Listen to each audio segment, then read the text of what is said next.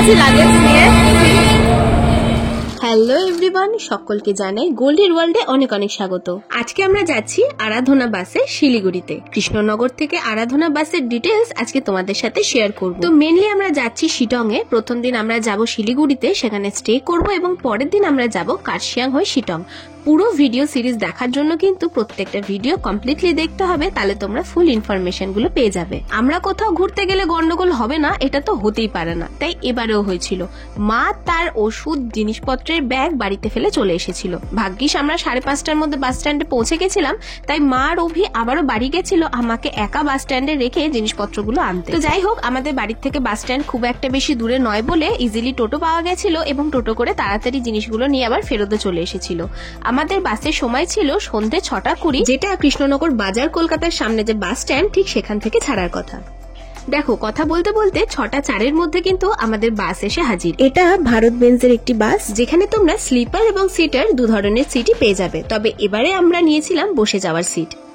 আর এটা বলতেই হবে, এটা কিন্তু আমাদের প্রথমবার বাস জার্নি। এর আগে যতবার আমরা বাইরে কোথাও গেছি প্রত্যেকবারই ট্রেনে গেছিলাম। এটা হচ্ছে স্লিপার কম্পার্টমেন্ট, যেটা যথেষ্ট বড়।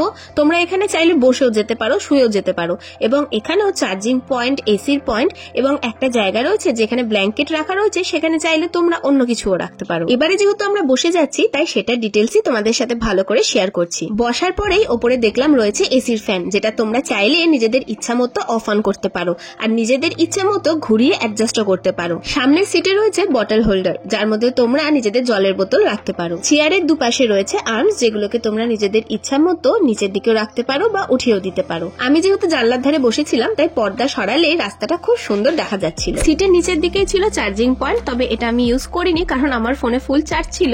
আর দেখো, এখানে খুব সুন্দর পর্দা টাঙানো আছে। তোমরা চাইলে নিজেদের প্রাইভেসি মেনটেন করার জন্য পর্দাটা দিয়ে দিতে পারো, তবে যদি আমার মতো রাস্তা দেখতে দেখতে যেতে পছন্দ করো তাহলে এটা খোলা রাখাই ভালো। আর অভি এখানে তোমাদের দেখিয়ে দিচ্ছে সুইচ টিপে চেয়ারটা ঠিক কতটা বেন্ড করা যায়। আর এই দেখো, এখানে আমি আর মা দুজনে একসাথে বসেছি। আমি তো জানলার ধার ছাড়া অন্য কোথাও বসার কথা চিন্তাও করতে পারি না।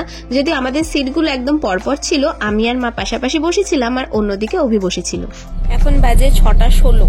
6:16 সময়তে আমাদের বাস ছাড়লো।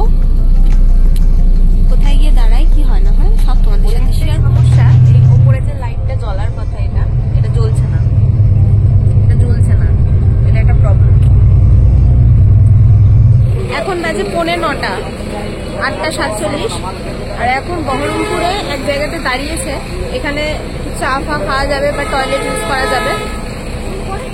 এখানে তোমরা লেডিস এবং জেন্টস দু ধরনের টয়লেট পেয়ে যাবে, যেখানে তোমাকে 10 টাকা পে করতে হবে টয়লেট ইউজ করার জন্য। তবে সত্যি বলতে টয়লেটটা কিন্তু একদমই পরিষ্কার ছিল না।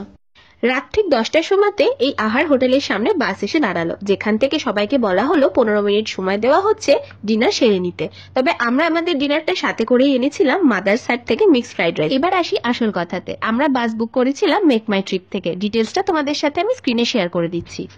এখন বাজে ভোর 5:30।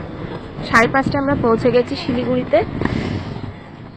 তোমরা শুনেই নিলে, আমরা কিন্তু ভোর 5:30টার মধ্যে শিলিগুড়ি বাস স্ট্যান্ডে পৌঁছে গেছিলাম, মানে বিফোর টাইম আর কি। বাসে ওঠার পর প্রত্যেকে 500 ml এর একটা করে জলের বোতল দেওয়া হয়েছিল, যেটা আমি আর ভিডিও করে উঠতে পারিনি। তবে যদি তোমরা জিজ্ঞেস করো প্রথমবার বাসে ওঠার বা আরাধনা বাসে ট্রাভেল করার এক্সপিরিয়েন্স কিরকম, আমি বলবো 5-এর মধ্যে আমি দেবো 3.5 স্টার। তো এই ছিল আজকের ভিডিও। ভালো লাগলে অবশ্যই একটা লাইক করে দিও, চ্যানেলটা সাবস্ক্রাইব করতে ভুলো না। দেখা হচ্ছে খুব তাড়াতাড়ি।